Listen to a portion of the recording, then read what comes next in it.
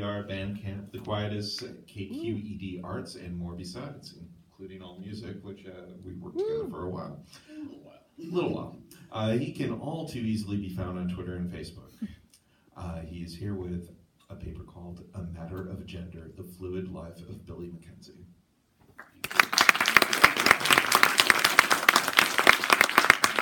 Real quick apology again to Rob for having to miss the first half of the paper. Sorry about that. And thanks to the folks in the back. Sorry I forgot your name. Really great help. And thanks to SDE for letting me use his computer. Long story. I will also begin by saying that this paper could not have happened if I didn't get some really, really great input from people through who I ran it past, just because I wanted to make sure I was getting the right tone, language, and so forth, given the subject matter. And so I'd especially like to thank my friends and colleagues Colby Gordon, Griffin Burgess, Sarah Hennies, and I would also especially like to thank Tom Doyle. Above all, Tom is the author of the Billy Mackenzie definitive biography, The Glamour Chase. He very kindly read over a version of this paper earlier, gave it his blessing. Much of the research in this paper comes from him. So to begin. In summer 1996, shortly after his mother's passing due to cancer, and approximately half a year before his tragic suicide, Scottish singer Billy Mackenzie gave his last extensive interview to Gary Mulholland for London paper Time Out. After his noteworthy successes in 1982 as singer and lyricist for the Associates, Mackenzie's further appearances in the public eye had been sporadic, though he had retained a dedicated following among both hardcore fans and sympathetic journalists. During the interview, Mackenzie chose to address a question from Mulholland he had regularly, almost fanatically, steered away from, both in public and often, though not always, amongst his closest circles, his sexuality. While there had been the occasional offhand comment in past interviews about even further past and uniformly straight experiences, here Mackenzie carefully spelled out what can be read as bisexuality. Quote, "If you're honest and you like either sex, if you're comfortable with that, that's okay. I've never witch hunted myself in that area, but others have done that for me. It's something that I don't have to justify to myself." End quote.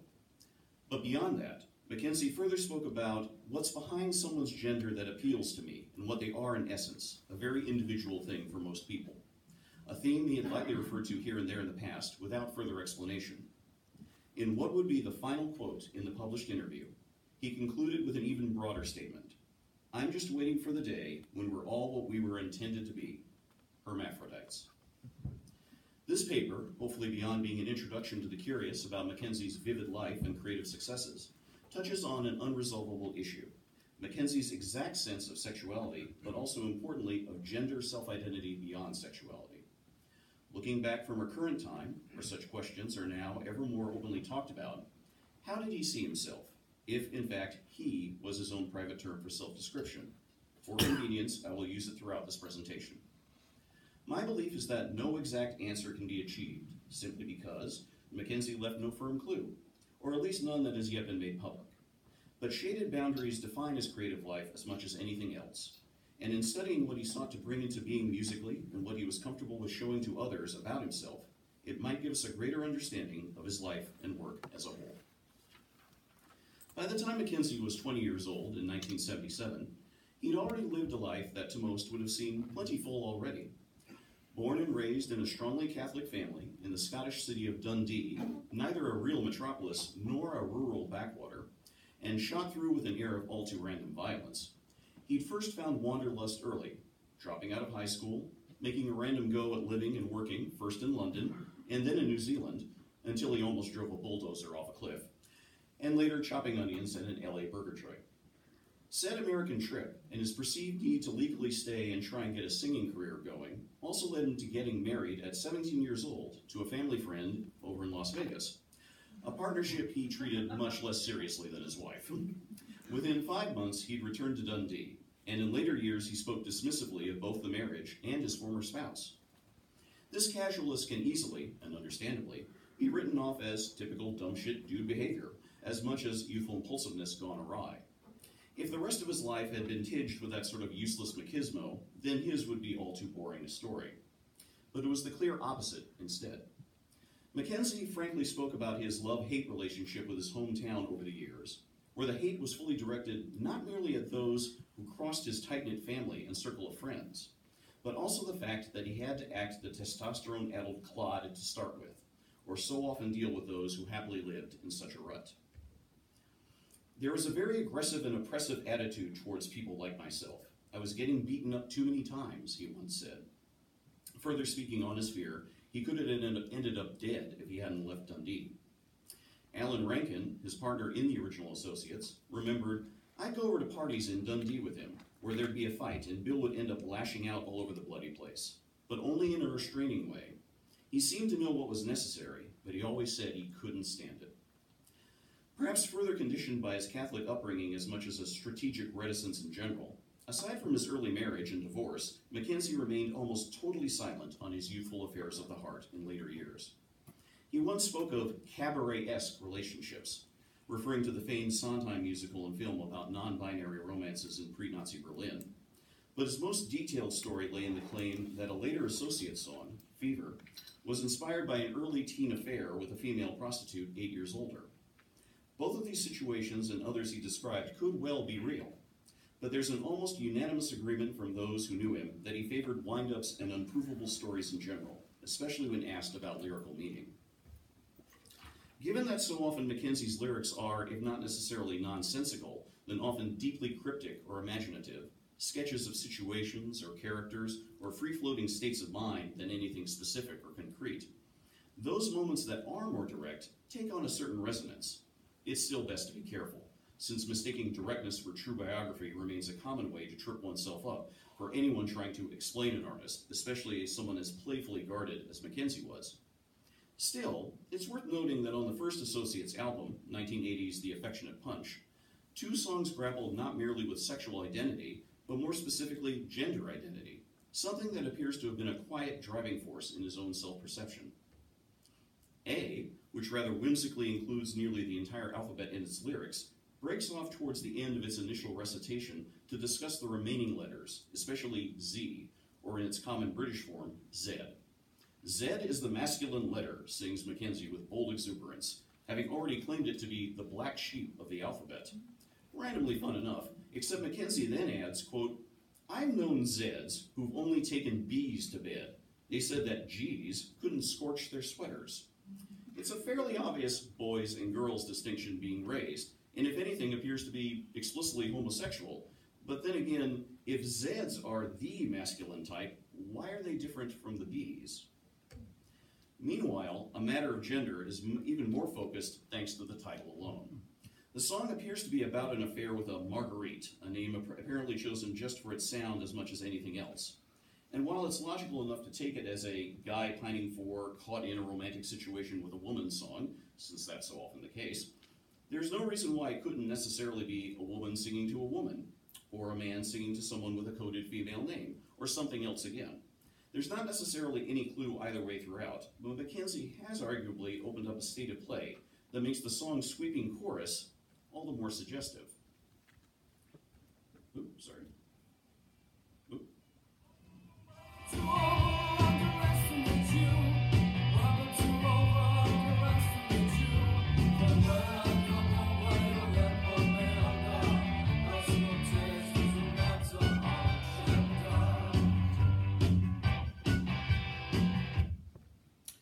As a group, the Associates then rapidly stepped up their profile, first with a string of striking singles on the Situation 2 label in 1981, and then their creative masterwork and commercial breakout, Sulk, on Warner Brothers the following year.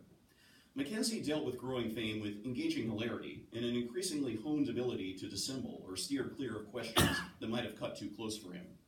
One of his most overtly sexual comments was likely the claim that listening to their recordings for the Tell Me Easter's on Friday single gave him no orgasm. Otherwise, he stated that his lyrics were just bad mother-in-law jokes, said in a teen magazine interview that his biggest secret was that he was not a great lover, and beyond that simply played the publicity game as he chose. More so than lyrics, however, it was in his public image that the recurrent, if essentially unspoken, question of identity started to come more to the fore. A Dundee friend of Mackenzie, also living in London, Christine Beveridge, recalled a night some months before their full breakout sitting in a hotel bar with him.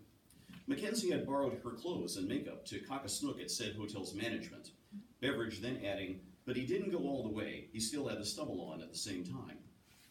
While Mackenzie said he had been especially fascinated by the trans sex workers he'd seen on LA's Sunset Strip after he lived there as a teenager, it's the only recorded instance of Mackenzie wearing drag, being more well known instead for a sharp eye for fashion in a coolly masculine sense. Yet even in the literal public eye, there were deeper waters that could emerge.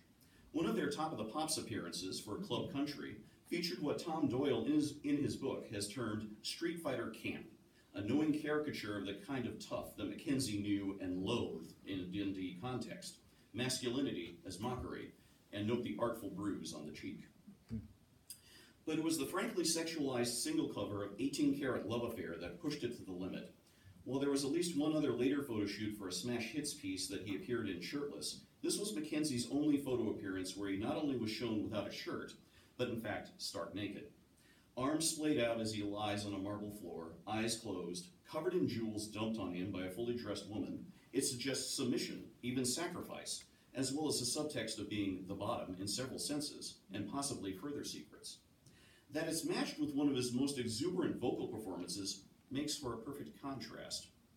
Quite frankly, I almost did this paper just so I could play some associates music at you. I don't do nothing but play clips at you, but I actually got to talk, so.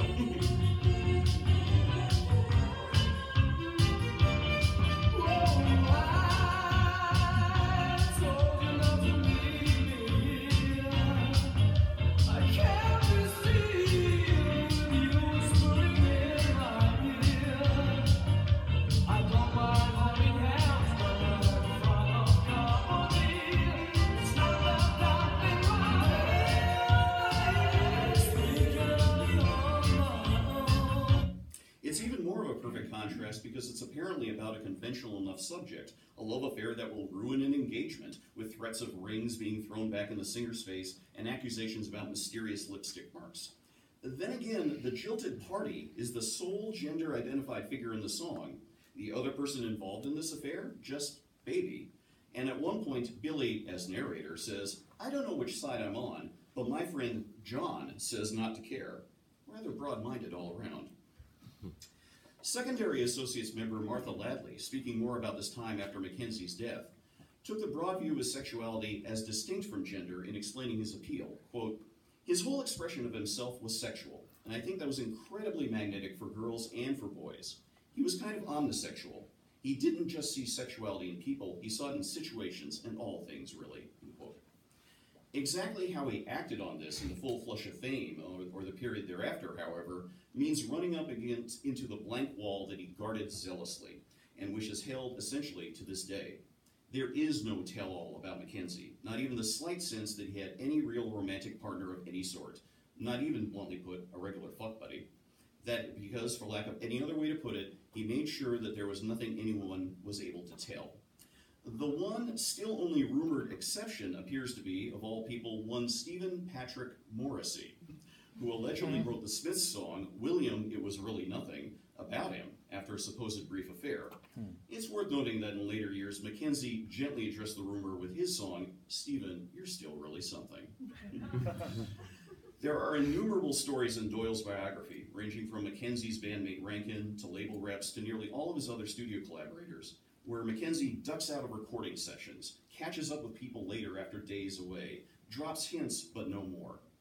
Heaven 17's Martin Ware, who worked with Mackenzie as a featured singer on both of the British Electric Foundation albums, remembered about some 1982 sessions, which Mackenzie would enthuse about, then swiftly depart from, that he was a man of mystery right from the word go. Nobody really knew where he was going and what he was doing. German electronic musician Thomas Fellman, speaking on working with Mackenzie in Berlin in 1992, recalled, he'd say, "I came back at 2 o'clock in the afternoon. When you asked him where he'd been, he would always say, 'You don't want to know.'" It's not that there weren't plenty of examples of generally social behavior. Family members and incredibly close friends, like fellow Scottish musician Paul Haig, spoke extensively of shared vacations, regular creative partnerships, hours-long phone conversations, as well as recalling numerous instances where Mackenzie returned to the Dundee area to base himself, well away from the city center, towards the hills and farmland, not only for privacy, but due to his obsession with his whippets, which he raised and cared for all his life. And which brought him into further contact with many people who became friends and colleagues. It's worth noting, though, that he kept incredibly detailed diaries about his years breeding and raising whippets, as opposed, as far as is known, to any personal diaries about his own innermost thoughts. Even that writing for an audience of one, it seems, was a bridge too far. Whatever Mackenzie chose to keep to himself or not, in specific terms of his sexuality, something did emerge from time to time, but even then, no one picture emerges. Steve Ongle, his most regular collaborator in the late 80s and the 90s, tells one of the slightly raunchier tales on a personal blog entry with memories of their time together, remembering when Mackenzie quietly expressed some open lust about singer David McCalmont, who had joined them for a demo session. In his 2000 autobiography, Tainted Life, Mark Ullman warmly devotes an extended passage to his memory of Mackenzie, noting how they, quote, bumped into each other over the years, end quote, and that they'd both been labeled torch singers, something which Ullman describes as usually a moniker bestowed on female singers who sing of lost love and longing. Ullman frankly talks of how some of their run-ins were at gay bars and clubs, and then intriguingly and immediately, Ullman adds, which always surprised me, as I was never sure of his sexuality. Meanwhile, Mackenzie himself, talking about his appearance at the legendary club The Saint on his One Proper American tour as such in 1990, spoke about appearing in front of, quote, 5,000 gay men, end quote, in a manner that seems to slightly underscore that he didn't count himself among their number.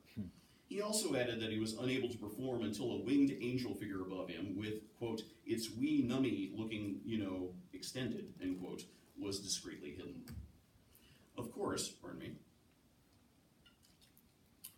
at this point, it's worth re-emphasizing the distinction between gender and sexuality, and that drawing a one-to-one association is something that is now much more readily seen as a projection onto a person's more complex sense of self. If anything, from the mid-'80s to the early '90s, he seemed content to adhere to a more conventional presentation as a straight man, certainly coded as male, thanks in part to equally conventional, if sometimes engaging, singles, covers, and photo shoots, not to mention generally unremarkable videos featuring plenty of female models scattered about, often arranged by record companies trying to figure out how to sell an artist who, despite sometimes striking work, simply hadn't been able to return to his early 80s glory days. During that time, and then during the dry gulch 90s years before his passing, Mackenzie could sometimes play things up just a bit. Due to his receding hairline, he favored both haberdashery and, especially later on, a series of sometimes outrageous wigs. But as far as the world was concerned, Mackenzie was, if not a stereotypical bloke, then a man with a camp edge, but no more. The one 1990 interview did crack the door open a bit towards his eventual 1996 statements, with Mackenzie saying, "I'm always very honest in my lyrics. It's got to go beyond stereotypes, beyond male and female, beyond genitalia." Yet at this point, in many ways, the story has to stop with Mackenzie's passing, and we have to simply fall back on speculation. From 2018's viewpoint, from a time when the conception of gender identity has taken on such widely varied public form, especially in the context of non-cisgendered people demanding recognition and rights in the socio-political sphere, Mackenzie's reticence may seem untoward. Even in the 1980s, where his UK musical contemporaries like Almond, Mackenzie's fellow Scot Jimmy Somerville, Andy Bell of Erasure, and more were speaking and singing more openly about non-binary sexuality in an atmosphere of Thatcherite homophobia and the rising disaster of AIDS, Mackenzie's careful calibrations might have seemed even more of a dodge than Culture Club's Boy George's own more famous and more openly displayed revamping of sexual and gender expectations in the guise of cuddly pop star.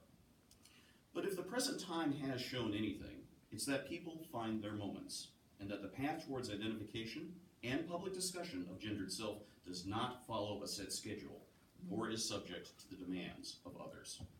Mackenzie also, except for the last years of his life, lived in a world without the internet being a commonplace, and even then seems to have never had a computer nor shown an interest in the World Wide Web as such, or a way to possibly find a wider community that might have been more sympathetic to his own outside-the-box conception of self, as so many have done in recent years. Doyle, like Mackenzie, born and raised in the Dundee area, speculates in his biography that Mackenzie kept his near-complete silence on his sexuality due to, quote, the guilt of his Catholic upbringing and the knee-jerk homophobic attitudes prevalent in small-town life. Against that, much less the larger world's own structures of bias, it might be argued, maybe more sympathetically now from a different era, that Mackenzie simply did what was best for him in a trying series of circumstances, regardless if the issue was sexuality, gender identification, or both and more.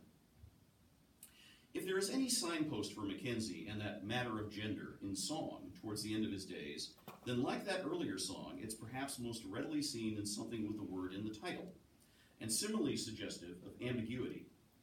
Gender Illusionist, the title, remains unreleased to the present day, one of a number of songs that never quite made the cut on any of the posthumous compilations drawn on the labelless material that he recorded over his final 4 years. It's worth noting, per a description of the song on YouTube, that Steve Ongle, the song's co-writer, has apparently said it was meant to be titled and sung as Tender Illusionist, possibly Mackenzie again carefully calibrating expectations to himself as much as to others. That said, though there's a complete lyric to the song, Mackenzie is often singing it quietly, and what lyrics can be easily understood are more suggestive fragments than anything else. Examples: no one sees your eyes. Who wants to know the world's been sold? And perhaps most concretely, if cryptically, this bridge. Listen, do what you gotta do. Listen, go out and see it through.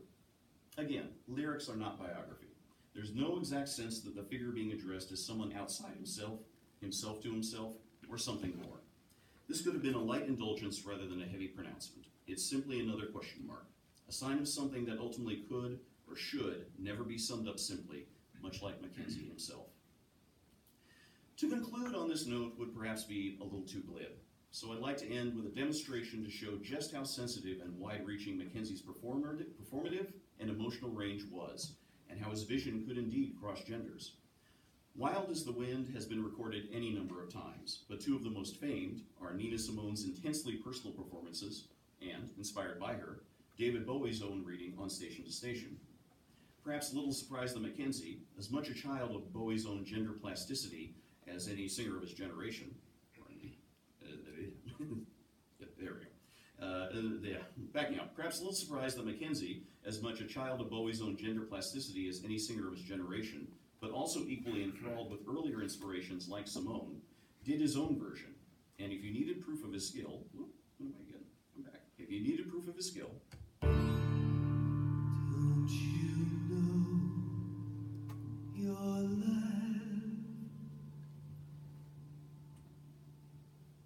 It's